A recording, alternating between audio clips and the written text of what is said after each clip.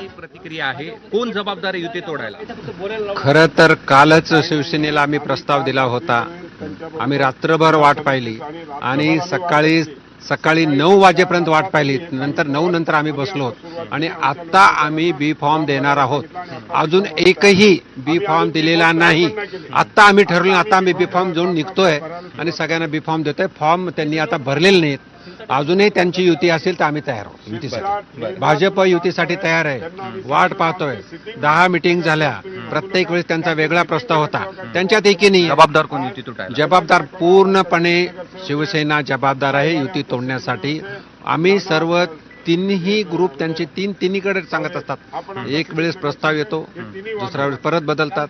परवाच्या दिवशी माननीय मुख्यमंत्री साहेब आणि उपमुख्यमंत्री साहेब यांच्या आदेशानुसार रात्री 3 पर्यंत बैठक झाली. आम्हाला ज्या सूचना आल्या त्या सूचना आम्ही पाहिल्या आणि त्या सूचना घेऊन आम्ही त्याचप्रमाणे यादी त्यांना दिली आणि शेवटी तेही त्यांनी मान्य केले. परत 4 बदला म्हणले आणि परत 4 वाढवून द्या. पण माननीय मुख्यमंत्री उपमुख्यमंत्री साहेबांच्या रात्री उशिरापर्यंत झालेल्या बैठकीनंतर बदलाची गरजच नव्हती. पण मग तुमचा अहंकार नडला की नाही नडला? अहंकार कुणाचा नडला?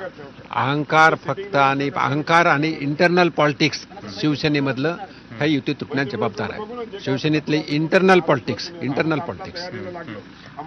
आपल्यासोबत अतुल सावे देखील आहेत. आपण त्यांच्याशी देखील पुन्हा संवाद या ठिकाणी साधूया. आणि त्यांचं असं म्हणणं आहे की अहंकार फक्त शिवसेनेचा या ठिकाणी नडला, भाजपचा नडला नाही. अजूनही ते युती करायला तयार आहेत असं